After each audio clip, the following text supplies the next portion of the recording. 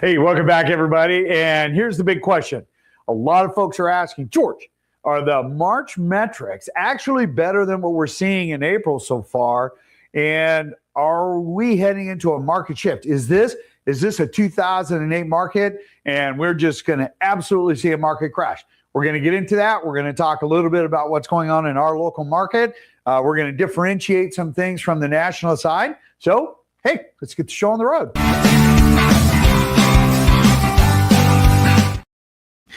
All right, you just gotta love that music, right? Anyway, so let's start this open. So first of all, mortgage rates fall back below 6.5%.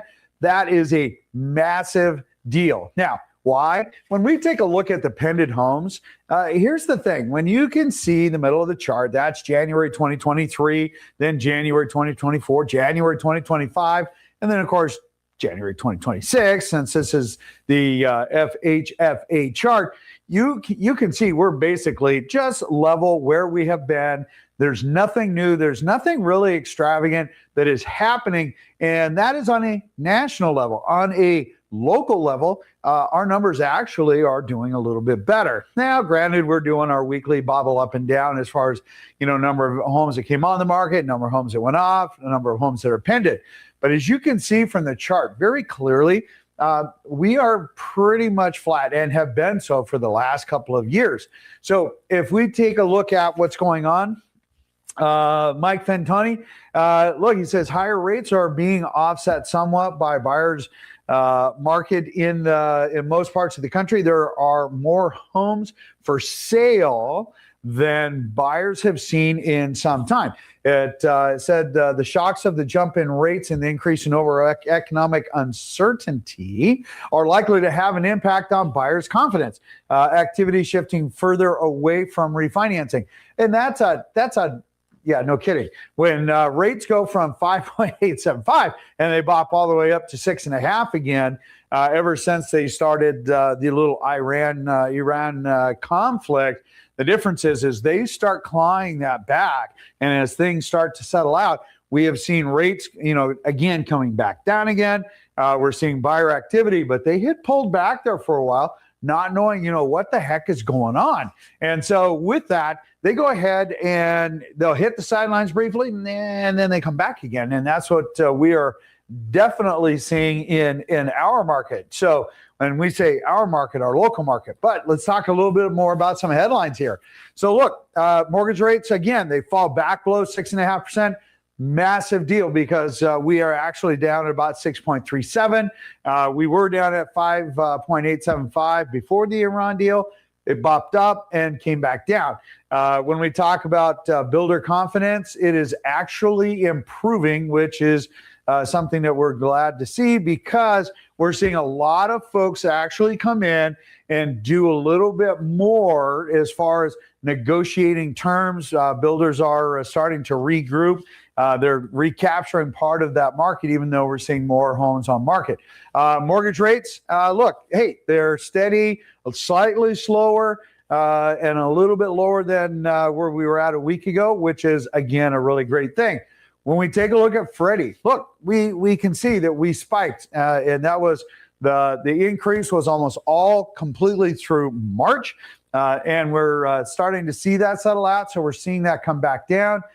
Year over year, we are still, 0.25% better than where we were at this time last year. And that's a really big deal because as we're starting to see that decrease, and in fact, let's head over to the next chart. You're going to see from like last week alone where we were at 6.45 as a average price. When we see the actual number of homes coming on market, the homes going off market, well, we're seeing that as a huge impact. So we had 1,100 homes coming on market, the average of the last 7 days.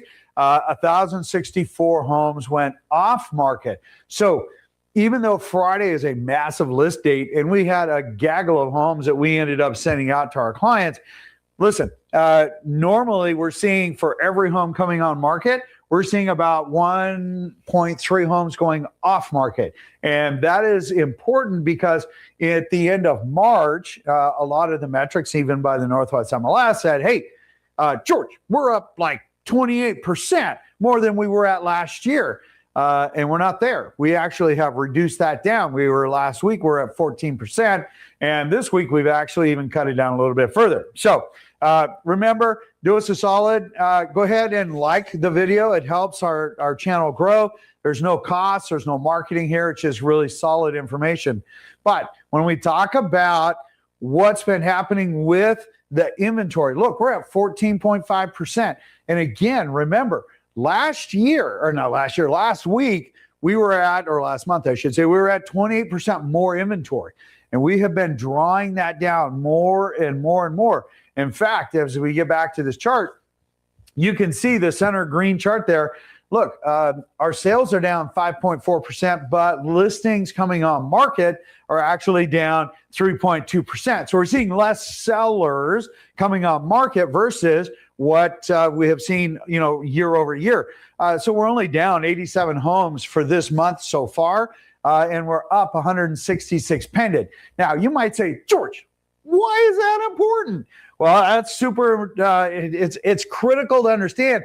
Most of March, all we saw were interest rates going up higher and higher and higher. And buyers were taking, again, a kind of a back seat, a little bit of we'll put them on the sidelines.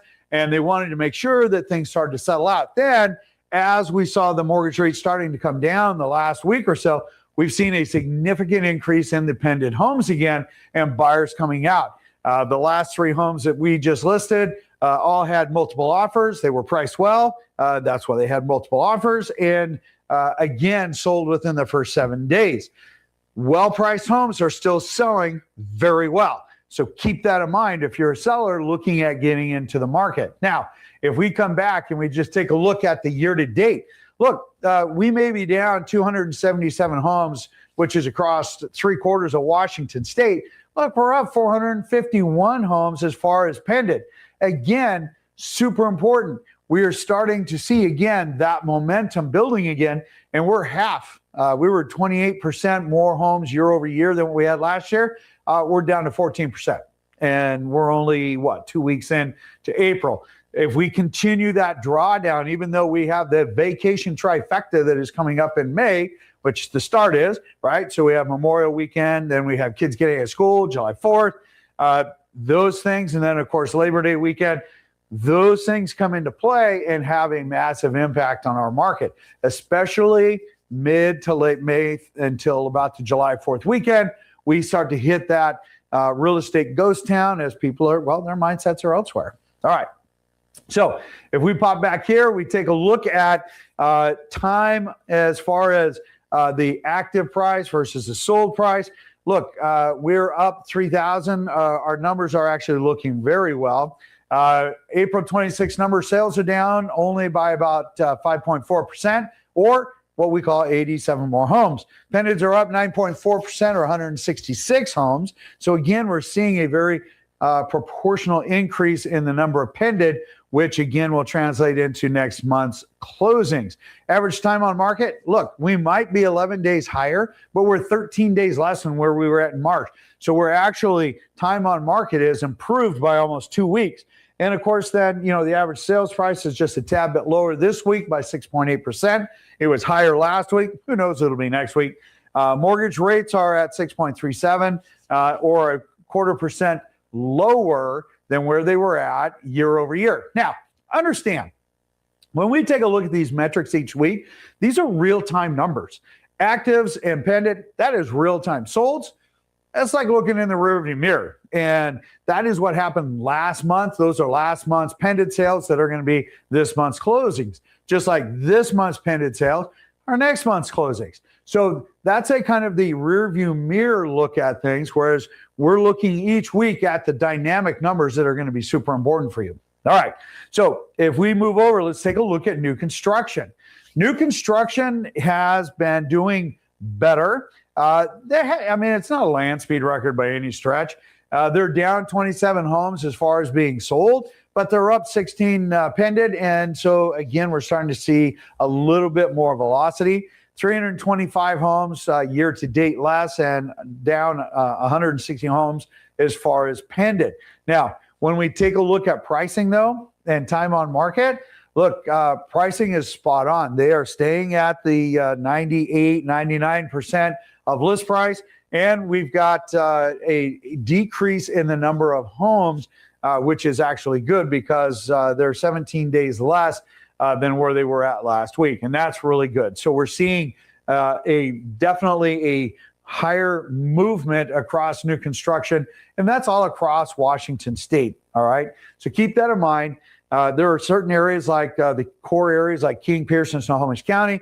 Those have a higher movement ratio, typically have a little bit more price stability versus some of the more outlying and rural areas like your Marysville, your Stanwoods, North Bend, things like that. If you head down to Thurston, those areas, which tend to be a little bit farther out, they have a little bit more price flux. Core areas, not seeing as much of a price fluctuation, and that's super important to keep in mind. So as we roll over and we take a look at then foreclosures, and we talk about some of these metrics, just understand a little number goes a long way. So according to this, solds are up 18.2%.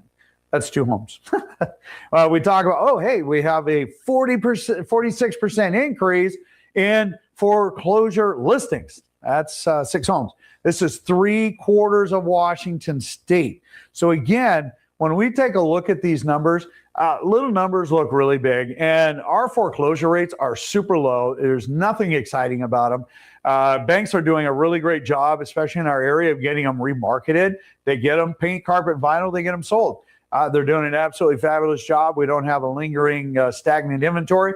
We are seeing, however, some of the COVID period folks that took those deferrals and, it had to be made up at some point in time. And the challenge is they chose not to make payments for a while, but they still owe the money. And now they're having to go ahead and sell. There are different things that we are seeing with hopes of modifications.